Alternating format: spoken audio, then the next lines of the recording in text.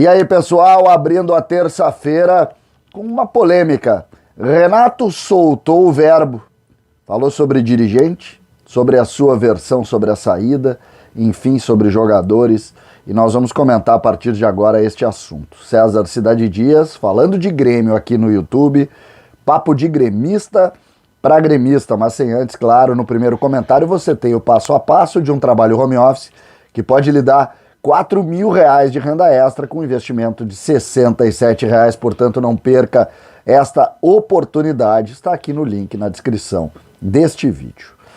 Gente, é a Semana Grenal, jogo importante contra o Lanús, que praticamente nos coloca na próxima fase da Sul-Americana, mas em razão de uma entrevista ontem à noite no programa Bem Amigos do Galvão Bueno no Sport TV, o assunto virou Renato Portaluppi, que deixou o Grêmio aí após a eliminação do Tricolor lá na Copa Libertadores da América.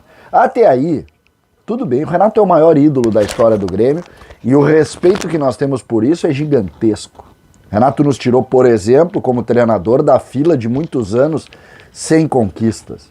E eu faço essa introdução não para abrir uma crítica ao Renato, mas sobretudo para colocar a importância dele dentro da nossa estrutura e do nosso processo. Por quê? Porque a gente precisa avaliar fatos. A gente não pode sempre cair nas narrativas, sempre cair nos atenuantes, sempre cair em formas de não entender o que está de fato acontecendo. A gente precisa tentar cada vez mais nos abraçar em fatos.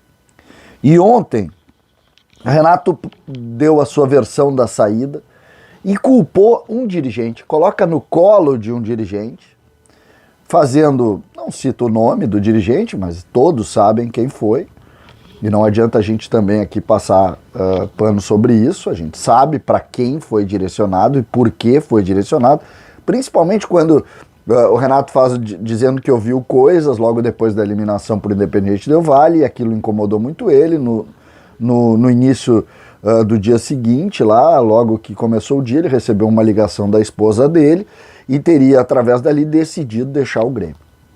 O presidente Romildo, segundo ele, tentou ainda ir lá e tentar conversar, e isso acabou não conseguiu contornar porque ele já havia decidido que deixaria o Grêmio. Até aí, normal, faz parte. O que não faz parte é, de alguma maneira, tu colocar isso, e aí a crítica ao Renato, a primeira, vem em cima exatamente dessa questão, como se o problema do Grêmio fosse o dirigente. E aí tu coloca assim, eu só saí, tava tudo lindo, maravilhoso, eu deixei de sair porque eu deixei o Grêmio por causa disso. Não, né? O Grêmio vivia uma série de situações que culminaram inclusive com a eliminação precoce na pré-Libertadores. E essas questões, elas passam longe do dirigente. Mas não é ali, não, é longe do dirigente. Porque ao mesmo tempo em que tem isso, também tem informações de que o dirigente não participava do futebol, de que o dirigente não tinha acesso ao vestiário, de que o dirigente não fazia isso. O dirigente fez, e ele fez parte, Cláudio Oderich, que é o nome que está sendo citado, ele fez parte de quê? Da gestão que inclusive fez do Grêmio mudar de tamanho. Agora eu vejo críticas grosseiras ao dirigente na rede social, ele é que tirou o Renato. Não! O que tirou o Renato foi a pressão do torcedor, porque o Grêmio estava jogando pouco. Não vamos passar a mão e achar, vamos esquecer. Não, vamos lembrar, para a gente ser minimamente coerente. Eu não estou dizendo que problemas de relacionamento e que as pessoas são perfeitas. Não, nem o Renato é, nem o Oderich é, nem ninguém é. Mas vamos dar a ideia aos fatos.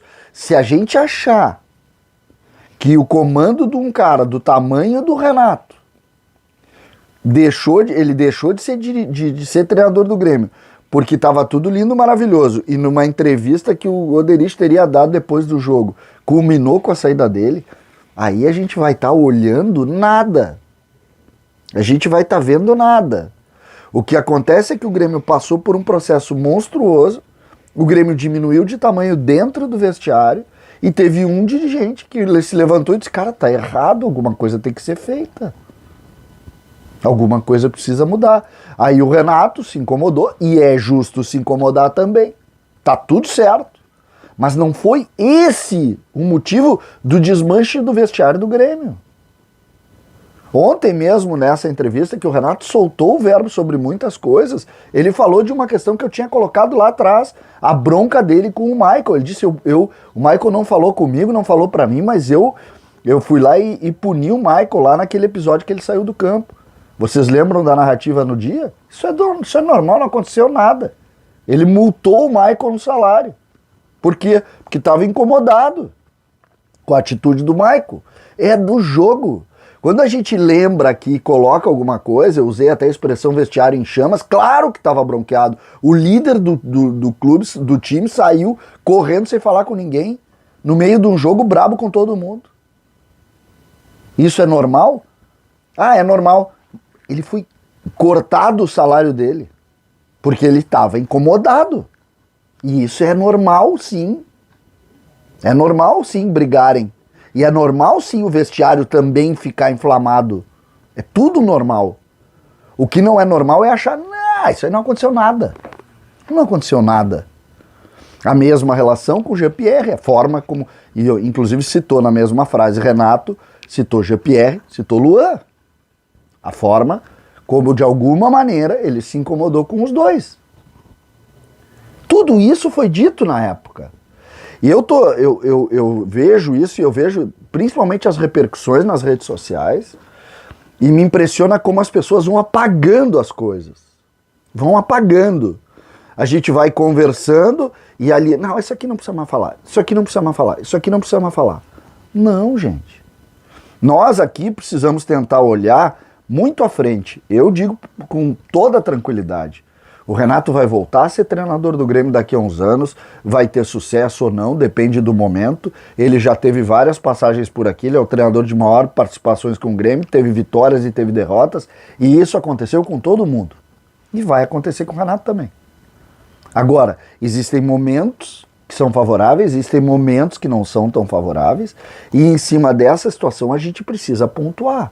A gente precisa pontuar. A gente precisa, para evoluir, a gente precisa tentar compreender tudo o que aconteceu para colocar isso. Eu achei cruel com o dirigente do Grêmio a forma como foi colocado. Parece que existe um mundo que ele entrou e disse assim, eu vou destruir esse mundo. Não. Ele só falou o que o torcedor estava falando. Ele foi, de alguma maneira, uma voz do torcedor. Porque internamente... E o Renato deixa evidente isso, estava tudo bem. O Renato coloca isso. Eu não acho que estivesse tudo bem, por indícios, inclusive, colocados por ele na mesma manifestação que ele teve no Bem Amigos. Mas, e é preciso colocar isso sempre separando, sempre separando, sempre separando. Uma coisa que eu aprendi na minha vida de Grêmio é que nada se deve tirar do contexto.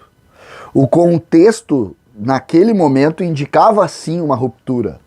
Hoje, por exemplo, e horas antes da entrevista, o presidente Romildo na Rádio Bandeirantes falou da satisfação do trabalho novo e da necessidade que se tinha de algumas mudanças. Poucas horas. Aí a gente de noite dizer que não, que foi tudo obra de um dirigente. Não, né, gente? Não. A gente precisa pontuar. O Renato ontem falou, não tinha falado ainda, soltou o verbo sobre isso. Vou repetir, achei um pouco exagerado a forma única como tratou aquilo, sem entender o contexto. Por exemplo, eu queria saber por que o Grêmio perdeu um pouco de espaço, por que o Grêmio diminuiu, por que o Grêmio passou a jogar menos se continuou mantendo o mesmo trabalho. Ah, mas o Grêmio perdeu peças importantes, sim, mas repôs, inclusive peças pedidas pelo próprio Renato. Então, fica num ambiente, numa semana de Grenal, de discussão, a discussão sai um pouco, a gente teve que fazer esse conteúdo aqui exatamente para passar o entendimento de que as coisas elas não podem ser vistas tão somente na hora que começa uma entrevista e na hora que termina A gente precisa buscar um pouco o contexto, precisa entender, até para não ser injusto com as pessoas. Até para isso. Eu não tenho nenhuma relação de amizade com o Oderich, sequer conheço ele. Já entrevistei aqui na Band algumas vezes, mas sequer conheço ele. Tem nenhuma. E não tem nenhum interesse em defender ou não. Vocês já viram aqui que passou na frente, fez errado, bateu, passou na frente, fez certo, abracei. Não tem essa. Entendeu? E não vai ter nunca. Não vai ter, não tenho mais nenhuma relação política com o Grêmio, não quero ter. Inclusive não gosto. Agora, a gente não pode ser injusto. A gente tem que ser. Pode me chamar de Justino, aí o pessoal gosta. Me chamem de Justino. Mas não vão fazer. Contextualizem. O ambiente do Grêmio naquele momento exigia uma ruptura. Se alguém falou demais, como se diz, foi um dos objetos que determinaram a ruptura, porque alguém estava engasgado para falar. E a gente colocar todo aquele problema que o Grêmio teve de 3 anos de diminuição de time, de multiplicação do custo mensal do clube em cima de uma entrevista, me parece que é não entender o tamanho do Grêmio e não entender o tamanho dos problemas que a gente viveu. Mas a gente está aqui também para ouvir o contraditório, para entender, para conversar. Essa é a nossa função e essa é com certeza a ideia que a gente tem aqui. Não é de passar simplesmente uma verdade, porque eu não sou, mas eu estou longe da verdade. Eu sou apenas um cara que tento passar algumas posições e algumas opiniões e espero que esse espaço sempre seja de pluralidade, que a gente sempre possa trocar informações exatamente nesse sentido. Eu não gostei, achei que foi uma semana que começa quente pro lado do Grêmio, começa separando discussões, espero que o vestiário consiga se blindar para chegar focado contra o Lanús e chegar focado no Grenal. Mas notícias são notícias e a gente está aqui para falar. César Cidade Dias falando de Grêmio aqui no YouTube.